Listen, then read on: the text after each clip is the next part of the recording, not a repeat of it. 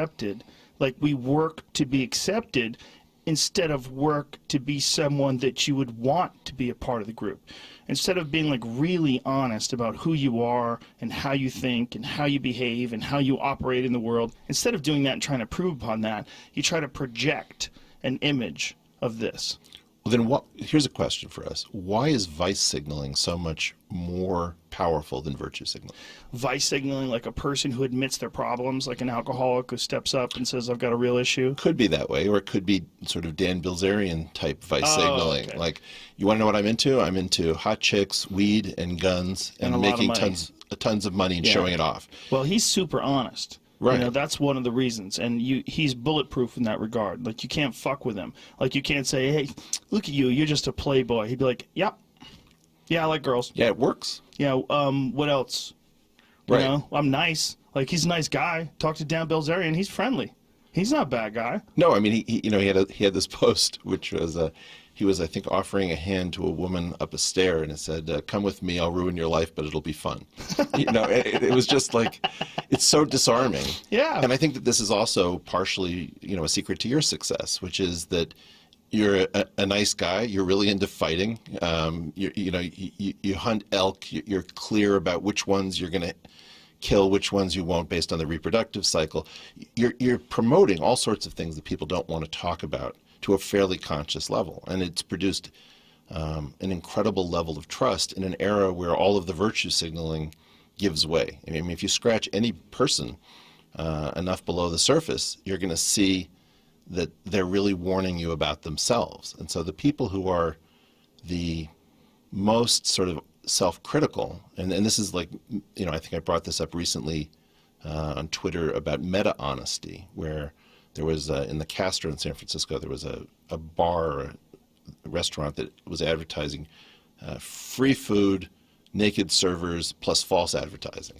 And, you know, it was just fun and playful. And as a result, you know, you had an instant desire to eat there and to trust them. Yeah. And so I think that in this world of virtue signaling, vice signaling is really the growth industry. And that's what's working for good people, because they are more in touch, and, you know, they are going to lie to you, and they're going to do all the self-interested things, but they're not going to surprise you quite as much.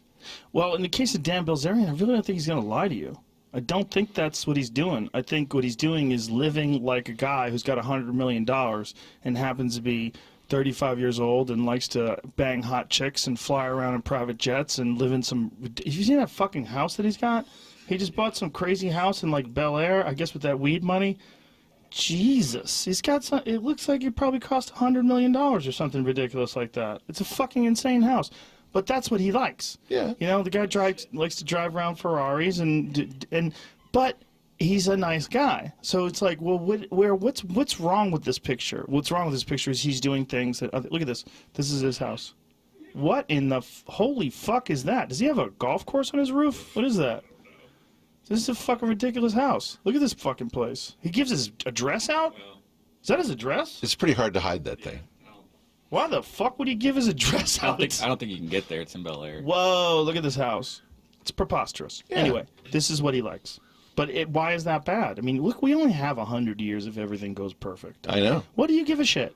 Like, why does everybody give a shit? But they do give a shit. They give a shit a lot, because for a lot of folks that are working, you know, making a good living, making, you know, 50 grand a year or whatever, that's completely out of the realm of possibility. Well, so and his lifestyle wouldn't be sustainable for them. I mean, because he's taking real risk. There's no question about it. When you get everybody stoned and then you take them to fire automatic weapons out in the desert. Oh yeah, that's real risk. And also the gambling. He does a lot of like crazy gambling. Well, but this is the thing about the relationship with the unforgiving. This is partially why I think your UFC and jiu-jitsu life is that when you have a relationship with the unforgiving, you can say, you know, that guy doesn't really know what he's doing, but then you're in the ring, you know, you're the man in the arena, and you find out very quickly whether or not the trash talking, you know, paid off or it didn't.